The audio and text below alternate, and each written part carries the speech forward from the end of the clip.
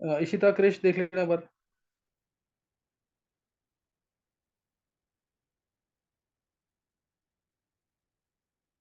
घर शो कर दे paper. Sir आ नहीं रहा। हाँ, आगे आगे। देखो मैं पूरा पेपर डिस्कस कर रहा हूँ, फास्ट डिस्कस करूंगा। इजी पेपर था, लास्ट के बस क्वेश्चन जो इंटीजर टाइप है ना उसमें दिक्कत आएगी, बाकी कोई दिक्कत नहीं इस पेपर में। देखो पहला क्वेश्चन है, किसमें से within each pair of elements F and C L, S and S C, L I and N A, the elements that energy, यानी किसकी इलेक्ट्रॉन एफिनिटी ज्यादा है। तो एफ और सी एल में तुम्हें पता है किसकी होती है ज्यादा, सी एल की। एफ का साइज छोटा, रिपल्शन हो जाएगी इनकमिंग इलेक्ट्रॉन को from the valence electrons. Same S और एस में बोला तो एस की ज्यादा है, सल्फर की, क्योंकि सल्फर का ऑप्टिमम साइज है, सही ना। ऑक्सीजन की सबसे कम होती है इस ग्रुप में, याद होगा, इंपॉर्टेंट क्वेश्चन है। लिथियम सोडियम में लिथियम का साइज छोटा है, लिथियम की ज्यादा है। तो इससे आंसर कौन सा आ जाएगा, थर्ड। फिर the redox reaction among the following is, तो N2 प्लस O2 कंबाइन कर रहा है, दिख ही रहा है क्लियर। हाई टेम्परेचर पे क्या बनता है, NO। एटमॉस्फेयर होता है जब लाइटनिंग होती है, सही ना। जब लाइटनिंग होती है तो कंबाइन करते हैं। एन की शेड 0 से +2 हो गई है, ओ की शेड 0 से -2 हो गई है। तो ये आ जाएगा आंसर। और बाकी formation of ozone from atmosphere oxygen 3O2 ये कोई रिडॉक्स रिएक्शन नहीं है। H2SO4 NaOH acid base reaction है, कोई रिडॉक्स नहीं है। ऐसे ही COH2O6 Cl3 प्रेसिपिटेशन रिएक्शन है, AgCl बनेगा, कोई रिडॉक्स रिएक्शन नहीं है।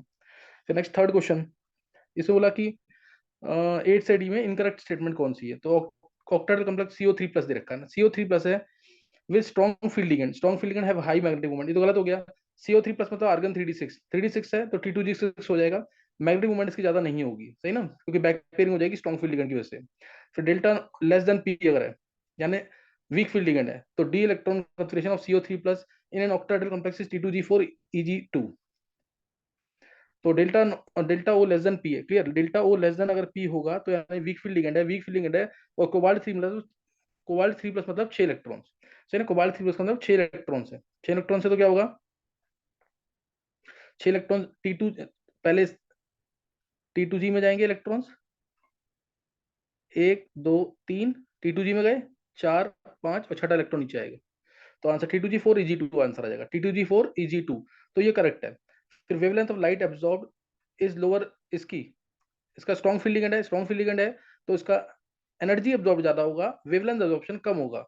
ये वीक फील्ड लिगेंड है हेलोजन, सही ना। हेलोजन क्या है, वीक फील्ड लिगेंड, तो इसलिए नहीं हो पाएगा इसमें। तो ये करेक्ट आंसर है डी में। If the delta delta O for octahedral complex is this, then tetrahedral complex के लिए वैल्यू क्या होगी। तो तुम्हें पता है एनर्जी डायरेक्ट दे रखी है, तो डेल्टा टी होता है 4/9 ऑफ अप्रोक्सीमेटली, ये डिराइव करा रखा है डेल्टा ओ। सॉल्व करोगे नेचुरल सी बात है, इसके आधे से कम ही आएगा आंसर, तो ये तो 16,000 दे रखा है तो गलत हो जाएगा। तो स्टेटमेंट जो करेक्ट है, कौन सी करेक्ट है अब, सही ना। करेक्ट करेक्ट कौन सी है, बी और सी, और अब पूछा है इनकरेक्ट, तो ए और डी आंसर आ जाएगा, फोर्थ आंसर। फिर पॉसिबल फॉर ऑप्टिकल आइसोमर, ये क्लियर है क्वेश्चन बिल्कुल। Ma2B2 है, Ma2B2 है, sp3 एब्रेशन एक बार लेना है और एक बार DsP2, दोनों के दोनों ऑप्टिकल आइसोमर शो नहीं करेंगे, ऑप्टिकल आइसोमर पूछे। टेट्राहेड्रल में भी नहीं होगा। और ऑक्टेल जो स्क्वायर प्लेनर है वो तो है ही प्लेनर, तो उसमें तो direct molecular plane of symmetry होगी, तो 0 0 आंसर आ जाएगा, सही है। नेक्स्ट नोट करना बाकी।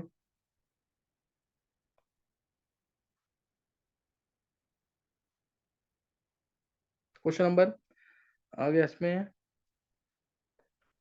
इन the in the following reactions products A and B respectively are, reaction हुई है Cl2 की हॉट एंड कंसंट्रेटेड NaOH के साथ, ये तो आज ही की शायद क्लास में डिस्कस हुआ था। NaCl प्लस NaClO3 बनेगा, तो NaClO3 आगे आगे आंसर एक।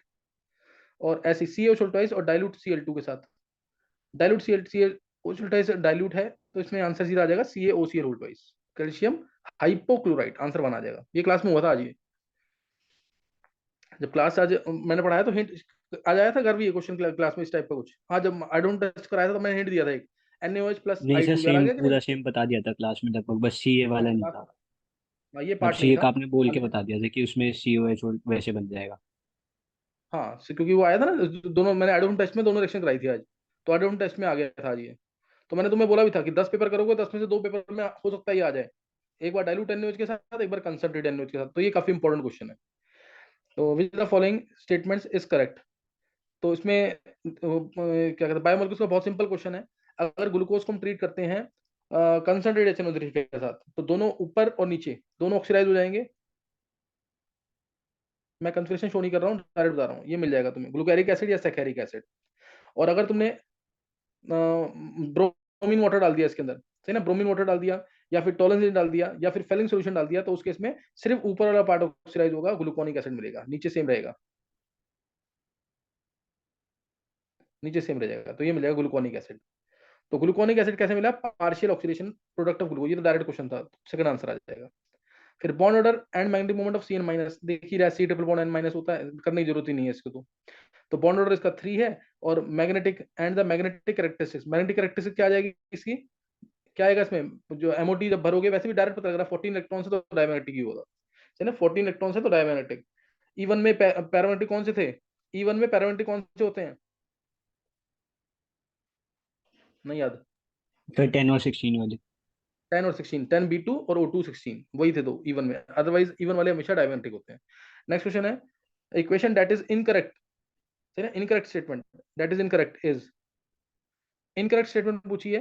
तो देखो मोलर कनेक्टिविटी एन, ये तो तुम अगर डायरेक्ट निकालोगे तो देखो उससे भी हो जाएगा, NaBr माइनस Na, तो Na से Na कैंसिल, ये Br माइनस आई आया, इधर KBr माइनस NaBr, तो Br से Br cancel, K minus Na आ रहा, तो क्या आएगा, इक्वल नहीं आ सकता कभी इक्वल, नहीं आएगा ना, एक बार चेक कर लो दोनों साइड बैलेंस करके, ये आएगा इक्वल शायद, इधर आ गया ना, हाँ ये आ गया इधर, Br और I आया इधर, और इधर Br और नहीं, K और I Na आया, आएगा इक्वल कि नहीं, ये फिर नहीं, नहीं इनकरेक्ट आ हो रहे गया ना, थे तो बराबर। ये कभी हाँ। इक्वल आ ही नहीं सकता, तो अनइक्वल है। अगले में देखो, अगर H2O है, H2 में ये तो दिख ही रहा है, NCERT का क्वेश्चन है, ये तो हो जाएगा, करेक्ट है, तो आंसर इनकरेक्ट पूछा तो यही होगा। देखो अगले में देखो, KCl माइनस NaCl, तो ClCl cancel, K minus Na आया, इधर भी K माइनस Na आ जाएगा, ऐसे ही देख लो, NaBr minus NaCl, Na cancel, Br minus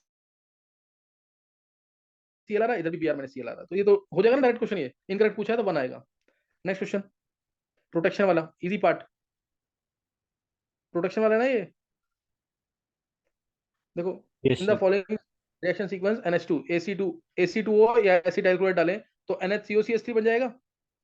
फिर Br2 एसिटिक एसिड में डाला, पैरा पोजीशन ब्लॉक्ड है, ऑर्थो पे क्या आ जाएगा, Br, ऑर्थो पोजीशन में Br, तो हम डायरेक्ट आंसर देगा, कन्वर्जेंस का एक छोटा सा पार्ट है ये, कन्वर्जेंस मैंने बहुत बड़ी बड़ी की है, उसका एक छोटा सा पार्ट है, वन आंसर आ जाएगा। फिर सर अगला क्वेश्चन इसमें है, मिथाइल मिथाइल वाले ऑर्थो पे नहीं लगना चाहिए भी यार। मिथाइल वाले, नहीं नहीं नहीं, NH वाला में शायद ये तू गर्भ वो चेक कर, activate highly activating groups, moderately activating groups और वीकली एक्टिवेटिंग ग्रुप्स, याद आ हाँ गया कि सर नहीं? मॉडरेट, हाँ मॉडरेटली में आता है ये NCO वाला। याद है ना, प्लस आर इफेक्ट है ये, ध्यान आ गया कि नहीं? अच्छा मतलब CH3 वीकली है और NaCO मॉडरेटली है तो इसलिए हाँ उसके पे NH लगा। आ गया ना, इसीलिए वो लिखा रखा ना मैंने हम्म। पूरा एक ऑर्डर, हाँ सर वो तो याद था लेकिन वो मतलब इसमें मेरे को लगा कि अप्लाई नहीं कर पाया। प्रोटेक्शन होगी तो लगेगा नहीं उसमें। हाँ इसीलिए तो गर्भ ऑब्जेक्टिव करना बहुत जरूरी है ना। नेक्स्ट क्वेश्चन है, टू ओपन बीकर्स हैं, open beaker, two open beakers, one containing a solvent, other containing a of that solvent, मतलब other containing mixture of that solvent with a non volatile solute are mix together in a container, over time क्या होगा, मतलब ऐसे ऐसे mix कर दिया, यहाँ पे एक कंटेनर, यहाँ एक कंटेनर, एक में पानी पड़ा हुआ है मान लो, और एक में पानी और साथ में शुगर वगैरह है, तो कुछ टाइम के बाद जिसमें पानी पड़ा हुआ है उसके वेपर ज्यादा बनेंगे, ये एस्केप करेगा, और इसके वेपर्स कम बनेंगे क्योंकि इसमें नॉन, इस वाले के वेपर्स कम बनेंगे क्योंकि इसमें नॉन वोलेटाइल सोल्यूट बना हुआ है, पड़ा हुआ है, तो इसलिए सॉल्वेंट वाला वॉल्यूम कम हो जाएगा और जो सॉल्यूशन वाला वॉल्यूम है वो बढ़ जाएगा कंडेंसेशन होने के बाद इक्विलिब्रियम पे। नेक्स्ट क्वेश्चन है, ये क्लास में कराया हुआ क्वेश्चन, जब एक्सट्रैक्शन पढ़ाया था, याद होगा तुम्हें, अब क्रोमेटोग्राफी कराया वाला। तो हुआ है। हाँ ये कराया कर, देखो इसमें मैं डायरेक्ट बता रहा हूँ, ये क्वेश्चन इंपॉर्टेंट है क्रोमेटोग्राफी का, ये मैंने अभी भी शायद तुम्हें प्योरिफिकेशन में भी कराया था, शायद ये कराया था क्या प्योरिफिकेशन में? सर बस मतलब वो बताया था जैसे पोलर पोलर साथ में होंगे तो ज्यादा वो होगा। ये सेम क्वेश्चन मैंने डिस्कस किया होगा, ऐसे मेरा मेरे को जो ध्यान आ रहा है। सर सेम पहले कराया था मेरे को अब की बार नहीं याद आ रहा कि अब की बार अच्छा चलो कराया कुछ नहीं होता, पहले हाँ ये स्टार्टिंग में कराया होगा, जब मार्च में क्लास स्टार्ट हुई थी तब कराया था शायद ये क्वेश्चन। था। क्रोमेटोग्राफी हाँ कॉलम ये पैक्ड पहले कराया with silica gel as stationary phase was used to separate a mixture of compounds containing benzanilide, benzanilide है, बेंजीन के ऊपर NHCOCH3, बेंजाइनिलाइड, दूसरा है एनिलीन, और तीसरा है, तीसरा एस्टोफिनॉन। तो तुम्हें दिख रहा है इसके अंदर सबसे ज्यादा मैग्नेटिक जो डायपोलमेंट आएगी, किसकी आएगी सबसे ज्यादा डायपोलमेंट? ओ इलेक्ट्रॉन लेके गया, ओपन नेगेटिव, सी पे पॉजिटिव, सबसे ज्यादा डायपोलमेंट आएगी एस्टोफिनॉन की। पाई इलेक्ट्रॉन से इजीली चार्ज ट्रांसफर होगा ओ की तरफ सी से, तो इसलिए इसकी डायपोलमेंट सबसे ज्यादा होगी। और NH COCH3 वाले में पाई बॉन्ड तो है ही, एन के इलेक्ट्रॉन्स भी जाएंगे, लेकिन एन के इलेक्ट्रॉन बेंजीन की तरफ भी जाएंगे, तो इधर डायपोलमेंट थोड़ी सी क्या हो जाएगी, इधर डायपोलमेंट थोड़ी सी कम हो जाएगी। और NH2 में तो कोई पाई इलेक्ट्रॉन नहीं है, तो इसमें डायपोलमेंट सबसे कम होगी। सबसे ज्यादा पोलर है एस्टोफिनॉन, इसलिए जो पोलर सॉल्वेंट है कौन सा, एथाइल इथाइल एसीटेट, ये सबसे पोलर है। ये पोलर सॉल्वेंट ना, इसका अमाउंट ज्यादा है, तो इसे पोलर सॉल्वेंट जल्दी से साथ में ले जाएगा एस्टोफिनॉन को। सेकंड नंबर पे ले जाएगा इसको NH COCH3 को, यानी पहले सी, फिर ए, और फिर बी आंसर आ जाएगा, CAB। सही ना, सेकंड आंसर आ जाएगा सी, देन ए, देन बी। कर नीचे कर ले, मैं हिंट दे रहा हूँ, ट्राई तुम्हें खुद करने क्वेश्चन सारे।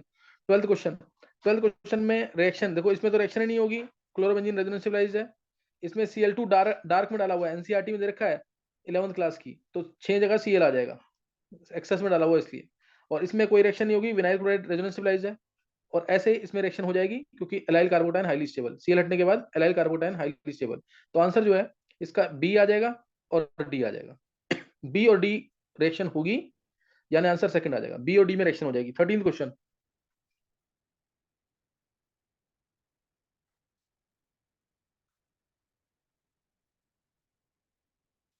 13th क्वेश्चन, ये स्टेट्स ऑफ मैटर का क्वेश्चन है डायरेक्ट। सबसे ज्यादा वेलोसिटी सी होगी, और ये आरएमएस वेलोसिटी होती है अंडर रूट में 3 RT/m, स्टेट्स ऑफ मैटर का है। फिर सेकंड नंबर पे आएगा, ये स्टेट्स ऑफ मैटर चैप्टर जो है एडवांस में है, जरूर ध्यान रखना, उसमें नहीं है, ये नीट में भी नहीं है और मेंस में भी नहीं है। बी जो है सेकंड नंबर वाली रिएक्शन है, ये एवरेज वेलोसिटी है अंडर रूट में 8 RT/m। और ए जो है, ये कौन सी वेलोसिटी है, most probable velocity under root में 2 RT/m। तो उसके अकॉर्डिंग आंसर अगर निकालोगे तो ए है, हाँ ये आ गया, फोर्थ आंसर आ जाएगा। नेक्स्ट क्वेश्चन देखेंगे। नेक्स्ट क्वेश्चन डीकम्प, फिर ये अमंग द फॉलोइंग, ये तो क्वेश्चन डायरेक्ट क्वेश्चन है बिल्कुल, जिसने हाइड्रोजन चैप्टर किया हुआ है वो डायरेक्ट कर लेगा, एनसीईआरटी से डायरेक्ट, हर एक चीज इसमें, हर एक चीज एनसीईआरटी से। पहले decomposition, hydrogen peroxide gives oxygen, बिल्कुल सही है, H2O प्लस हाफ O2 मिलता है। और दूसरा जो है like hydrogen peroxide, like hydrogen peroxide compound KClO3, इसके अंदर ऑक्सीडाइजिंग एनायन है, PbNO3 उल्टवाइज ऑक्सीडाइजिंग एनायन है, NaNO3 ऑक्सीडाइजिंग एनायन है, ये सब क्या देंगे, ऑक्सीजन गैस देंगे। जैसे KClO3 देगा KCl+3/2O2, PbNO3 उल्टवाइज देगा PbO देगा ना, litharge, yellow colour, plus NO2 plus half O2। NaNO3 देगा, बहुत important, NaNO2 plus half O2, क्योंकि सोडियम बड़ा है तो NaNO2 मिलता है इसमें, ये NO2 नेगेटिव आयन को संभाल लेगा। फिर टू, ये भी डायरेक्ट क्वेश्चन है, 2 ethyl anthraquinol is use for industrial preparation of hydrogen peroxide, जो प्रिपरेशन रखी है हाइड्रोजन पेरोक्साइड की हाइड्रोजन चैप्टर के अंदर, उसके अंदर आ जाएगा ये। फिर hydrogen peroxide is also use for manufacturing of sodium perborate, sodium perborate detergent वगैरह में यूज होता है, उसकी मैन्युफैक्चरिंग के लिए हाइड्रोजन पेरोक्साइड यूज होता है। डायरेक्ट यूजेस में चेक करना, चारों स्टेटमेंट करेक्ट है, थर्ड आंसर आ जाएगा। फिर 15th क्वेश्चन, 15th क्वेश्चन देखो, 15th क्वेश्चन कैसे करोगे, यहाँ पे दे रखा है, ये है सब्स्टिट्यूशन यानी KS, एलिमिनेशन यानी KE। एक बार डाला है रिएजेंट तुमने CH3 CH2O नेगेटिव, इसको A मान के करना है, एक बार ये डाला है, तो जो म्यू है KS/KE, म्यू ए मान लो उसको, म्यू ए भी होगा KS/KE, म्यू ए होगा KS, यानी substitution by elimination.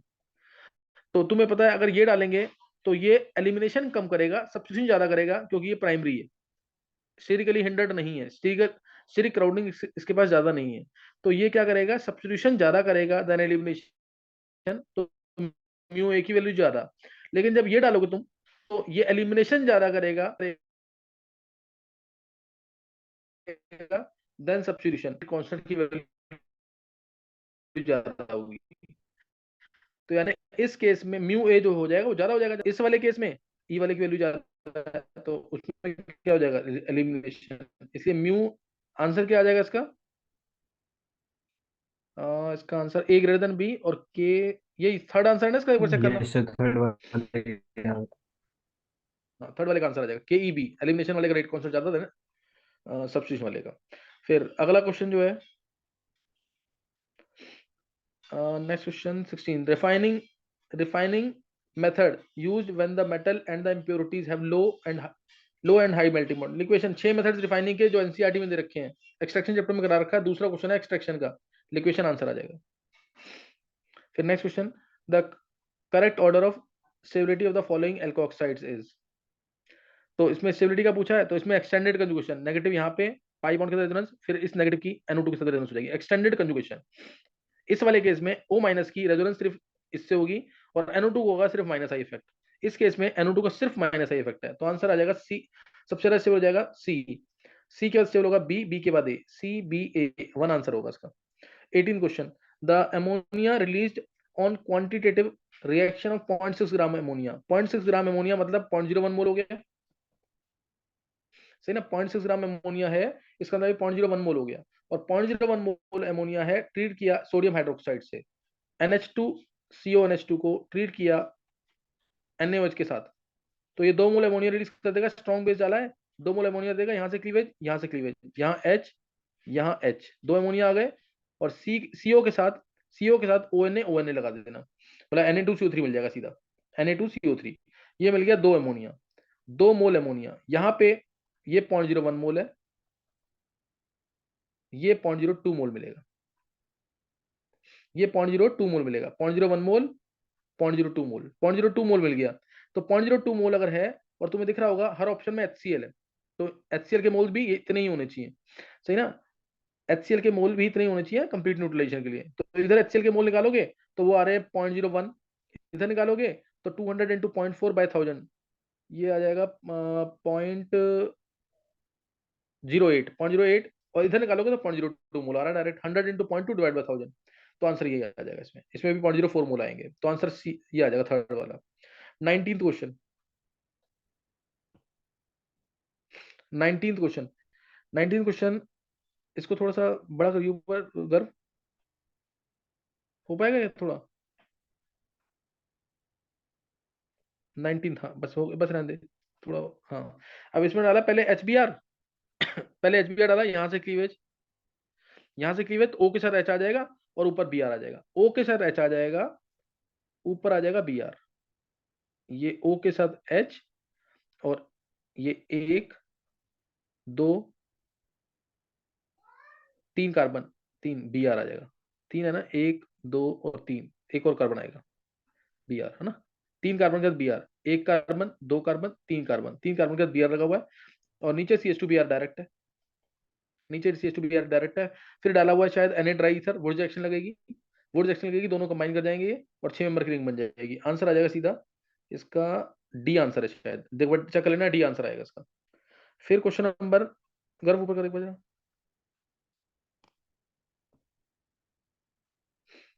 Question number,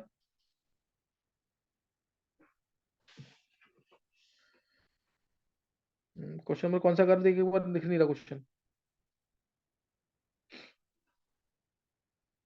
question number 20, question number 20, 2H2 plus 2NO gives N2 plus 2H2, the observed rate expression is this, ये rate expression forward का है ये, is this, the rate for the reverse expression is, rate for the, अगर मैं इस reaction को direct देखूं और बोलूं तुम्हें RF क्या है, तो तुम कहोगे RF, RF होगा KF इंटू H2 का स्क्वायर इंटू NO का स्क्वायर, KF इंटू H2 का स्क्वायर इंटू NO का स्क्वायर।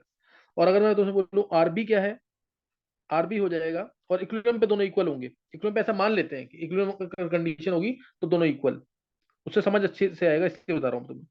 तो वो होगा KB into N2, KB into N2 into H2O का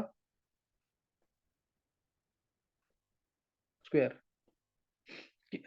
KB into N2 into H2O का स्क्वायर, ये आएगा, है ना, KB into N2 into H2O का स्क्वायर।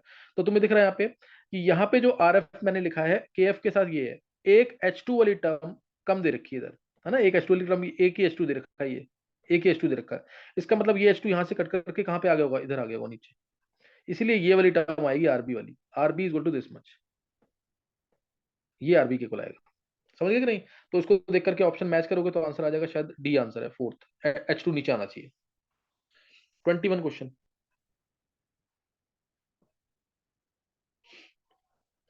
21 क्वेश्चन, ये डायरेक्ट रिएक्शंस है DNF ब्लॉक की, जिसने एंट्रेंस के लिए थोड़ा प्रिपरेशन कर रखा तो वो आसानी से कर लेगा। पहले क्रोमाइल क्लोराइड टेस्ट है, तो ये CrO2Cl2 मिलेगा, बहुत डिटेल में पढ़ाया था क्रोमाइल क्लोराइड टेस्ट। फिर इसमें NaOH डाला, ये पूरा क्रोमाइल क्लोराइड टेस्ट ही है, तो बी मिलेगा Na2CrO4, बी मिल जाएगा Na2CrO4। और बी में जब डाइल्यूट H2O डाला Na2CrO4 में एसिड कंडीशन लगाएंगे तो ये बन जाएगा, पहले बनेगा Na2Cr2O7, Na2Cr2O7 और Na2Cr2O7 में साथ में H2O2 डाल दिया तो बन जाएगा CrO5। अब टोटल एटम्स काउंट करोगे सबके मिला करके तो 18 आ जाएंगे, टोटल एटम्स सबके कितने आ जाएंगे 18। नेक्स्ट 22 क्वेश्चन, देखो 22 क्वेश्चन। अब ये तो थोड़ा सा ठीक ठाक क्वेश्चन है, मोल कंसेप्ट का इंपॉर्टेंट क्वेश्चन है, मोल कंसेप्ट का इंपॉर्टेंट क्वेश्चन है और इसको कन्वर्ट कर दिया आयनिक पार्ट में, आयनिक की तरह, क्योंकि पीएच पूछा हुआ इसने, ठीक है ना, पीएच पूछा है तो आयनिक में कन्वर्ट हो गया ये। मोल कंसेप्ट का जिसने कर रखा है तो बस थोड़ा सा कंसेप्ट क्लियर होना चाहिए, सॉल्ट हाइड्रोलिसिस बफर सॉल्यूशन वो सब तो आसानी से कर लोगे इसे। मोल कंसेप्ट इसीलिए इंपॉर्टेंट है क्योंकि सारे चैप्टर उससे रिलेटेड है। 3 ग्राम एसिटिक एसिड है, इसको मिक्स किया है 250 मिलीलीटर ऑफ 0.1 मोलर HCl के अंदर। 3 ग्राम एसिटिक एसिड मिक्स किया है 250 मिलीलीटर ऑफ 0.1 मोलर HCl के अंदर and the solution made up to 500 ml। 500 ml solution कर दिया टोटल अभी, सही है। तो अब इस 500 ml एसिडिक सॉल्यूशन के लिए, 500 ml एसिडिक सॉल्यूशन के लिए 20, इसमें से हमने लिया 20 ml, 20 ml लिया और उसके लिए चाहिए half millilitre of 5 molar NaOH। 20 millilitre के लिए half millilitre of 5 molar NaOH चाहिए, तो 500 ml के लिए कितना चाहिए होगा, चेक करो एक बार।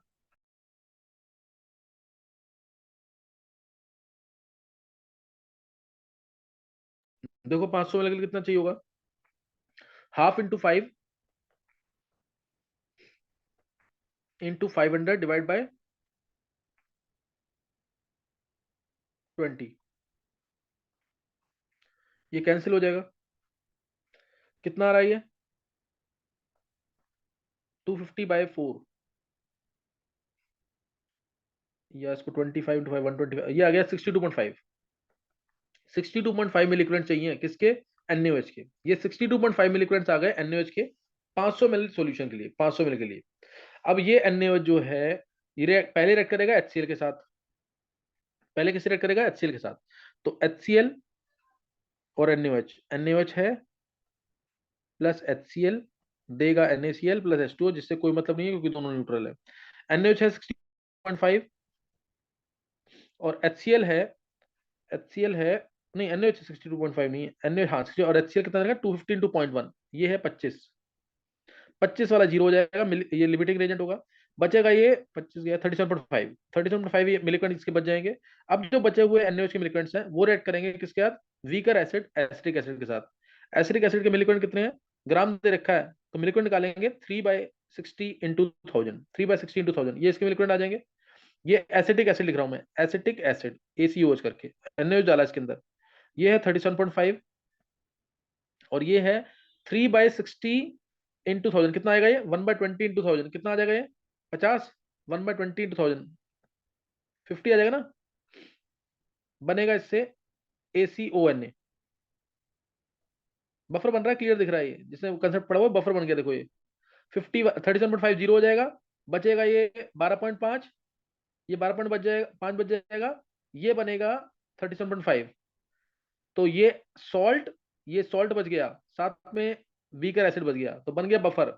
बफर का फॉर्मूला लग जाएगा पीएच इज इक्वल टू पीके, पीके दे रखा है इसके अंदर, पीके है दिया है, ये रहा 4.75, पीके 4.75 है, 4.75 plus log of salt, salt है 37.5 और एसिड है 12.5, ये दिख रहा है क्लियर, 3 आ गया, तो 4.75 प्लस लॉग 3, लॉग 3 होता है 0.4771, सॉल्व करोगे 5.22 से 5.24 तक आंसर आ जाएगा, वो मैंने तुम्हें दे रखा है, सही ना। तो ये क्वेश्चन अच्छे लेवल का एक आया हुआ है, तो ठीक ठाक क्वेश्चन है मेंस के लिए। नेक्स्ट क्वेश्चन, जिसने किया हो ना, मैं सिर्फ हिंट दे रहा हूँ, ध्यान रखना, ये आना चाहिए तुम्हें खुद, मैं सिर्फ हिंट दे रहा हूँ यहाँ पे। नेक्स्ट क्वेश्चन देखेंगे, क्वेश्चन नंबर 23।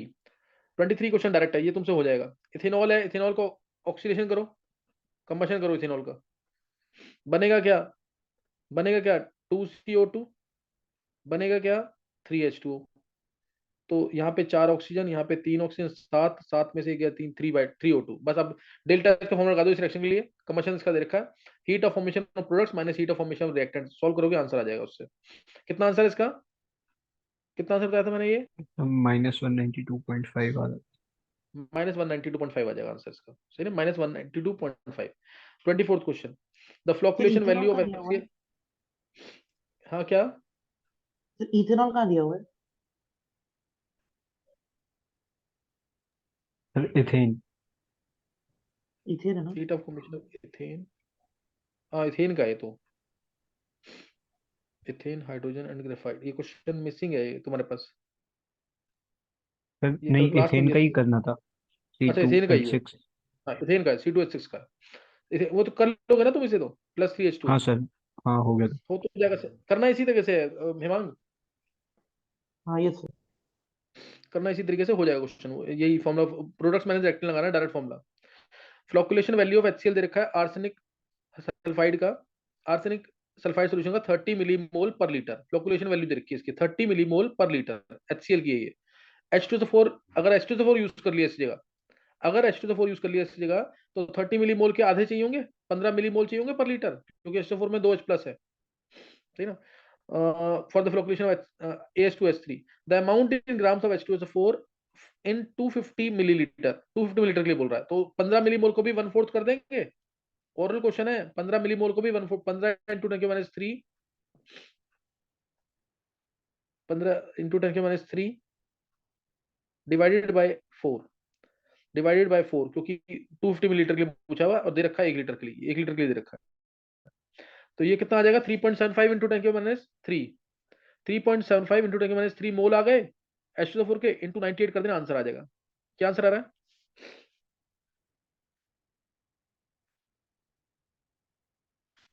चलो ये निकाल लेना तुम आंसर, है ना।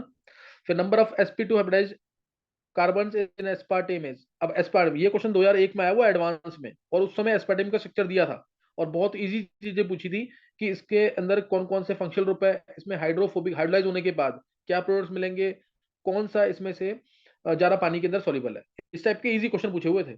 और अभी क्या बोला हुआ है, एस्पार्टेम का स्ट्रक्चर सोचो तुम, और तुम अगर मेरे नोट्स चेक करोगे बायोमोलिक्यूल्स के, तो उसके अंदर मैंने एस्पार्टेम का स्ट्रक्चर दिया हुआ है, एस्पार्टेम का स्ट्रक्चर, और फिर तुम्हें बताना है उसके अंदर कितने कार्बन जो है वो sp2 हाइब्रिडाइज्ड है। तो एस्पार्टेम का स्ट्रक्चर ये बनता किससे मिलके है, मैंने बता रखा तुम्हें, एस्पार्टिक एसिड और फिनाइल एलानिन एस्टर को कंबाइन करेंगे तो ये बनता है। एक बार तुम थोड़ा सा ऊपर कर दो, मैं बता दूंगा, आज किसी ने पूछा भी था क्लास में ये, मैंने बताया था एक बार ये। एक बार तुम इसको थोड़ा ऊपर कर दो, मैं स्ट्रक्चर बताता हूँ उसका क्या चीज है, अभी तुम्हें आंसर मिल जाएगा। एस्पार्टेम का स्ट्रक्चर, थोड़ा स्पेस दिखा मेरे को, क्लीन स्पेस एक बार, मैं बता दूं इस क्वेश्चन को। Number of sp2 hybridised carbon, ये यहीं पे हो जाएगा, चल छोड़ दे, इतने में हो जाएगा जो खाली जगह दिख रही थी। हाँ ये थोड़ा सा और ऊपर कर, चलो इधर देख लो, ये aspartic acid, aspartic acid COOH, COOH, CH2, CHNH2, और या COH लगाते हैं, रुक जाओ, COOH और CH के साथ NH2, एस्पार्टिक एसिड में बस हमने क्या किया है, एक H हटा करके NH2 कर दिया, जो सक्सिनिक एसिड का एक H हटा करके NH2 लगा दिया है, ये है। और दूसरा जो है वो है phenylalanine ester, phenylalanine के अंदर NH2 रखेंगे सामने, NH2 सामने क्यों रखा, क्योंकि यहाँ COH है, यहाँ NH2 रखेंगे। यहाँ पे एलानिन में यहाँ CH3 आता था, CH3 का लेना तुम्हें CH2PH, PH यानी फिनाइल ग्रुप, और एस्टर है तो COOCH3। बस अब तुम काउंट कर लो उसमें, यहाँ से H, यहाँ से OH बाहर। अब यहाँ पे टोटल sp2 हाइब्रिडाइज्ड कार्बन कितने हैं, फिनाइल ग्रुप में 6 होते हैं, 6 कार्बन होंगे sp2, एक ये sp2 है, और उसके बाद एक ये वाला sp2 आएगा CONH बॉन्ड में, एक ये आएगा, और एक ये रहा, कितने हो गए टोटल, 9 आ गए ना पूरे, 6 यहाँ पे, एक 7, एक 8 और एक 9, समझ आ गया कि नहीं, क्लियर? अगर यस सर। तो इसे याद करने वाला मैटर छोड़ना नहीं, बिल्कुल याद करने वाला मैटर करना पड़ेगा। और आज जो क्लास हुई थी मोस्ट इंपोर्टेंट क्लास है, मैंने ग्रुप में भेजने को बोला था, किसी को भेजा नहीं किसी ने भी। ये क्रिश, यस सर। हाँ मेरे को एक बार रिकॉर्डिंग अभी भेज देना, सही है, इसी तरह तुम भी भेज देना, घर तू भी भेज दियो मेरे को एक बार, है। यस। चलो नेक्स्ट टाइम करेंगे आगे। जो क्लास हुई आज की जरूर पढ़ लेना सब, क्लास वाली आज वाली बहुत इंपॉर्टेंट क्लास थी, वो पढ़ लेना जरूर।